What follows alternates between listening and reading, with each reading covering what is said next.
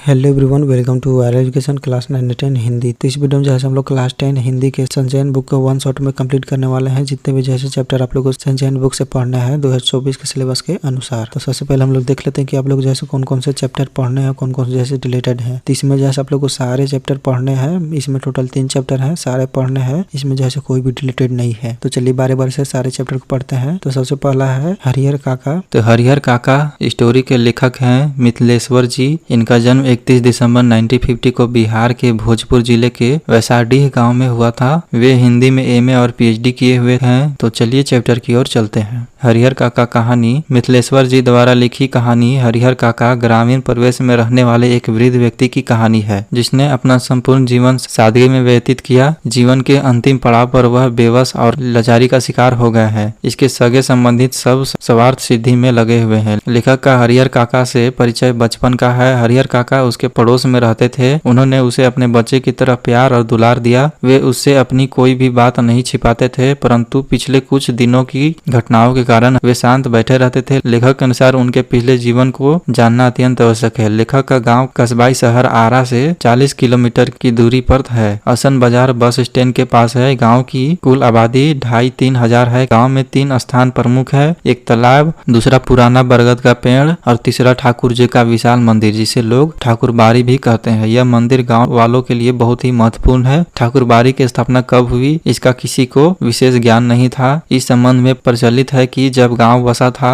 उसी समय एक संत ने इस स्थान पर झोपड़ी बनाकर रहने लगे थे। उस संत ने इस स्थान पर ठाकुर जी की पूजा आरंभ कर दी। लोगों ने धर्म और सेवा भावना से प्रेरित होकर चंदा इकट्ठा करके ठाकुर जी का मंदिर बनवा दिया। उनका मानना था कि यहाँ मांगी हर मन्नत जरूर पूरा होती है। ठाकुर बाड़ी के पास काफी जमीन है। पहले हरिहर काका नियमित रूप से ठाकुर बाड़ी जाते थे, परंतु परिस्थितिवश अब उन्होंने यहाँ आना बंद कर दिया। हरिहर काका के 4 भाई हैं, सभी विवाहित हैं। उनके बच्चे भी बड़े हैं। हरिहर काका ने 2 शादी की थी, परंतु उन्हें बच्चे नहीं हुए थे। उनकी 2 पत्नियां भी जल्दी स्वर्ग सिधार हो गई थी। हरिहर काका ने तीसरी शादी बढ़ती उम्र के कारण नहीं की थी। वे अपने भाइयों के परिवार के साथ ही रहते थे। हरिहर काका के पास कुल 60 बीघा खेत है। प्रत्येक भाई के हिस्से में 15 बीघा खेत है। परिवार के लोग खेत बाड़ी पर निर्भर थे। भाई ने अपनी पत्नी को हरिहर काका की इच्छा प्रकार सेवा करने के लिए कहा। कुछ समय तक वो भली भांति सेवा करती रही, परंतु बाद में न कर सकी। एक समय ऐसा आया जब घर में कोई उन्हें पानी देने वाला भी नहीं था। बचा हुआ भोजन उनकी थाली में परोसा जाने लगा। उस दिन उनकी सहन शक्ति समाप्त हो गई। जब हरिहर काका के भतीजे का मित्र शहर से गांव आया, उसके लिए तरह तरह के स्वादिष्ट भोजन बनाए गए। काका ने सोचा कि उन्हें भी स्वादिष्ट भोजन खाने को मिलेंगे, परंतु ऐसा नहीं हुआ। उनको वही रूखा सूखा भोजन परोसा गया। हरिहर काका क्रोधित हो गए। उन्होंने थाली उठाकर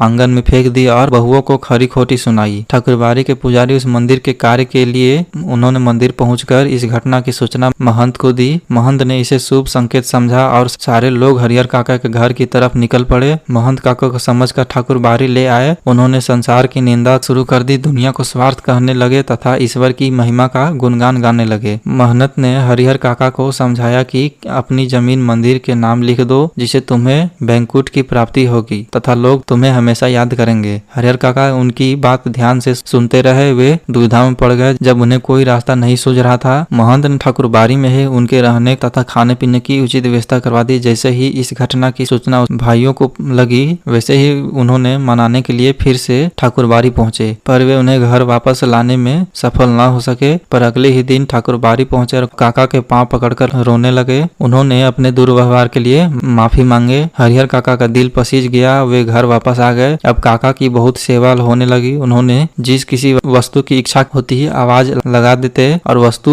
उन्हें तुरंत मिल जाती थी। गांव में काका की चर्चा होने लगी। घर के सदस्य जमीन अपने नाम लिखवाने का प्रयत्न करने लगे, परंतु हरिहर काका के समक्ष अनेक ऐसे उदाहरण थे जिन्हें जीते जी अपनी जमीन को अपने रिश्तेदार के नाम लिख दी थी। बाद में पछताते रहे। महंत भी मौका देखते ही उनके पास आ जाता है और उन्हें समझाते रहता है। कुछ समय बाद महंत जी की चिंताएं बढ़ने लगी। वे इस कार्य का उपाय सोचने लगे। एक दिन योजना बनाकर महंत ने अपने आदमियों को भाला, गड़ासा और बंदूक से लेस करके काका का अपहरण करवाया। हरिहर काका के भाइयों एवं गांव के लोगों को खबर लगी, तब वे ठाकुरबाड़ी जा पहुंचे। उन्होंने मंदिर का दरवाजा खुलवाने का प्रयत्न किया, पर वे असफल रहे। तब उन्होंने पुलिस को बुलाया। मंदिर के अंदर महंत एवं उसके आदमियों ने काका से जबरदस्ती कुछ सादे कागज पर अंगूठे के निशान ले लिए। काका महंत के इस रूप को देखकर देखकर हैरान हो गए। पुलिस ने बहुत मुश्किल से मंदिर का दरवाजा खुलवाया, परंतु उन्हें अंदर कोई हलचल दिखाई नहीं दी। तभी एक कमरे में धक्का मारने की आवाज आई। पुलिस ने ताला तोड़कर देखा तो काका रस्सी से बंधे मिले। उन्होंने मुंह में कपड़ा ठूस दिया था,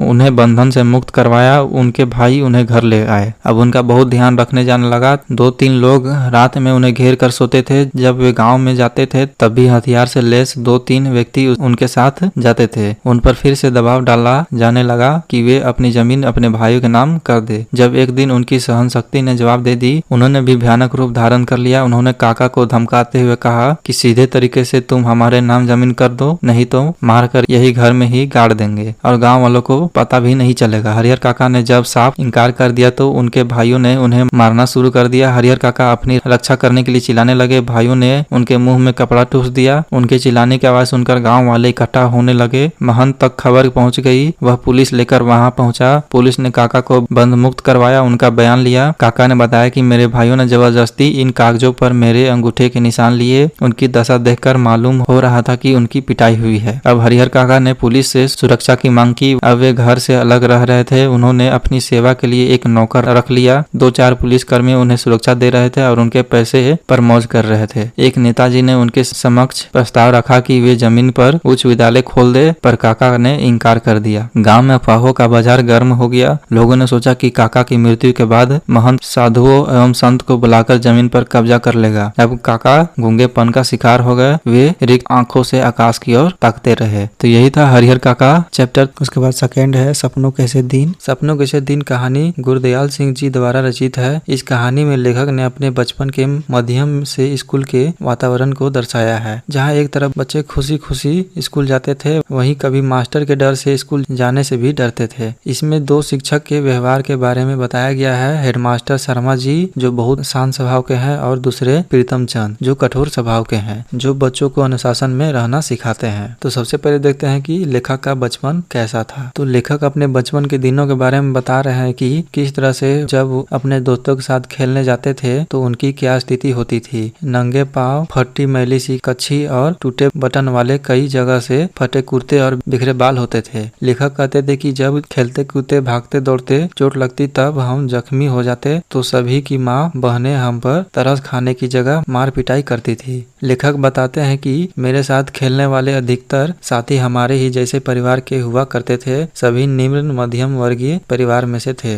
हमारी आदतें भी कुछ मिलती जुलती थी। हम में से कुछ बच्चे हरियाणा और राजस्थान से आकर मंडी में व्यापार या दुकानदारी करने वाले परिवारों में से थे, लेकिन जब वे खेलते थे तब एक दूसरे के व्यवहार में बखूबी समझ जाते थे। अब फिर अगला है लेखक का स्कूल के प्रति डर। तो लेखक बोलते हैं कि हम में से कोई ऐसा नहीं था जिसे स्कूल कैद नहीं लगता था। दूसरी तरफ जब हम नई श्रेणी में जाते तो बड़े होने के एहसास से खुश भी होते थे, परंतु साथ में डर भी लगता था कि मास्टरों से पहले से भी अधिक मार पड़ेगी। लेखक को जो है से स्कूल की छुट्टियों में जब नानी के घर जाते तो पहले 2-3 सप्ताह तो ऐसे ही निकल जाते। नानी के घर खूब दूध दही और मक्खन खाते और नानी के घर के पास जो तालाब था वहाँ दोपहर तक नहाते रहते और जो जी आता तो नानी से मंगवा लेते थे। जब छुट्टियां खत्म होने वाली थी तो डर बढ़ने लगता था कि मास्टर जी ने छुट्टियों का काम दिया था उसका हिसाब लगाने लगते और स्कूल की पिटाई का डर और बढ़ने लगता। फिर लेखक बोलते हैं कि ऐसा समय में उनका सबसे बड़ा नेता ओमा हुआ करता था, जो मास्टर की मार को सस्ता सौदा समझता था। फिर वे सोचते थे कि किस तरह से काम पूरा किया जाए। दिन रात एक करके काम पूरा करने की कोशिश करते पर सफल नहीं होता और मास्टर से पिटाई खा लेते थे। फिर लेखक स्कूल के बारे में बोलते हैं कि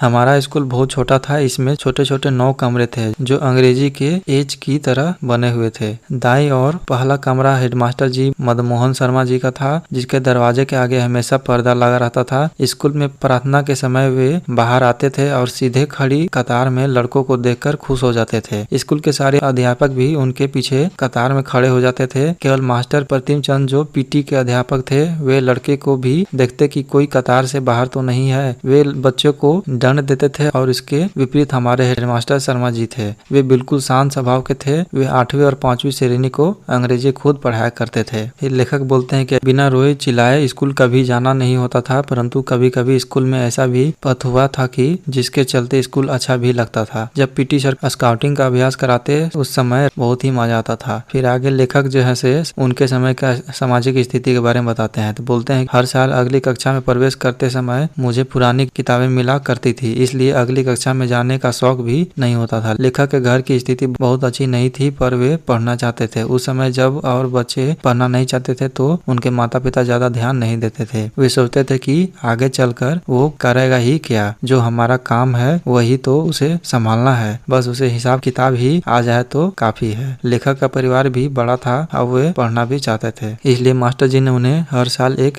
कक्षा आगे की किताब पकड़वा देते थे। दूसरे विश्व युद्ध का समय था। लोगों को फौजी में शामिल होने के लिए नौटंकी और गाने के माध्यम से बहादुरी का दृश्य दिखाकर उन्हें आकर्षित किया करते थे। कभी कभी उन्हें महसूस होता था कि वे भी फौज जवानों से कम नहीं है। फिर मास्टर जी का व्यक्तित्व बताते हुए कहते हैं कि हमने मास्टर प्रीतम चंद को कभी भी मुस्कुराते नहीं देखा, उनसे सभी डरते थे और नफरत भी करते थे। मास्टर प्रीतम चंद बहुत सख्त सजा देते थे। वे चौथी श्रेणी में फारसी पढ़ाते थे। एक दिन उन्होंने सभी बच्चों को शब्द रूप याद करने को कहा, परंतु कोई भी बच्चा पूरी तरह याद नहीं कर पाया। मास्टर जी ने सभी बच्चों को टांगों के पीछे से बाहें निकालकर कान पकड़ने और पीठ ऊंची करने के लिए कहा। कई बच्चे सहन न कर सके और 3-4 मिनट के बाद बारी बारी से गिरने लगे। उसी समय हेडमास्टर उधर से निकले। उन्होंने पीटी सर को बच्चों से इतना बुरा व्यवहार करते देखा तो उन्हें सहन नहीं हुआ। उन्होंने पीटी सर को बहुत डांटा और उनको शिकायत डायरेक्टर सर को लिखकर भेज दी। जब तक ऊपर से आदेश नहीं आ सकता था तब तक पीटी सर को स्कूल में आने की अनुमति नहीं थी। बाद में पीटी सर अपने घर में आराम से रहते थे। उन्हें पक्षियों से बहुत प्यार था। उन्होंने घर में 2 तोते रखे हुए थे। वे उन्हें बादाम भी खिलाते थे और उनसे बातें भी किया करते थे। जब बच्चों ने पीटी सर को ऐसे देखा तो उन्हें चमत्कार सा लगा कि जो मास्टर स्कूल में बच्चों को मारता पीटता है, वे अपने तोतों के साथ आखिर कैसे अच्छे से बात कर सकता है। तो यही था सपनों के ऐसे दिन चैप्टर। उसके बाद थर्ड है टोपी शुक्ला। तो टोपी शुक्ला कहानी 2 अलग अलग धर्मों से जुड़ी बच्चों की कहानी है। इस कहानी में एक बच्चे और एक बूढ़ी दादी के बीच प्यार को दिखाया गया है। टोपी शुक्ला और इरफान एक दूसरे के बहुत पुराने और गहरे मित्र थे। दोनों एक दूसरे के बिना अधूरे थे। टोपी शुक्ला हिंदू धर्म को मानता था, वही उसके दोस्त इरफान और उसकी दादी मुस्लिम धर्म से थी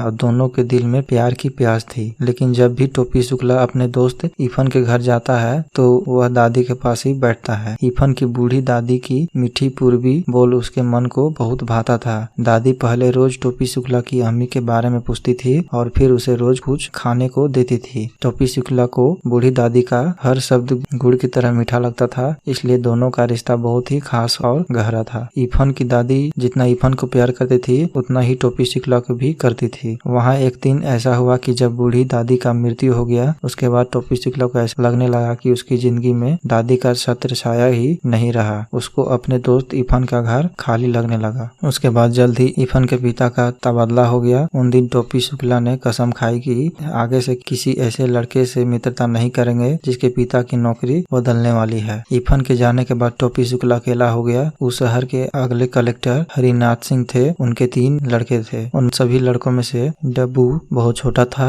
बिल्लू बहुत घमंड था, गुड्डू केवल अंग्रेजी बोलता था। उनमें से किसी ने टोपी शुक्ला को अपने मित्र नहीं बनाने दिया। माली और चपरासी टोपी शुक्ला को जानते थे, इसलिए वहां बंगले में घुस गया। उस समय 3 लड़के क्रिकेट खेल रहे थे। उन लोग के साथ टोपी शुक्ला का झगड़ा हो गया। डब्लू ने अल्सेशियन कुत्तों को टोपी शुक्ला के पीछे लगा दिया और वह कुत्ता जो है से टोपी शुक्ला को काट दिया। उसके बाद उसे 7 सुइयां लगी। उसके बाद उसे होश आया। फिर उसने कभी कलेक्टर के बंगले का रुख नहीं किया। इसके बाद टोपी शुक्ला ने अपना अकेलापन घर ही बूढ़ी नौकरानी सीता से दूर किया। सीता उससे बहुत प्यार करती थी। वह उसका दुख दर्द समझती थी। घर के सभी सदस्य टोपी शुक्ला को बेकार समझते थे। घर में सभी के लिए सर्दी में गर्म कपड़े बने, परंतु टोपी शुक्ला को मुन्नी बाबू का उतरा कोट मिला। उसने इसे लेने से इनकार कर दिया। उसने वह कोट घर की नौकरानी केतली को दे दिया। उसकी इस हरकत पर दादी क्रोधित हो गई। उन्होंने उसे बिना गर्म कपड़े के सर्दी बिताने का आदेश दिया। टोपी शुक्ला 9वीं कक्षा में 2 बार फेल हो गया था, जिस कारण उसे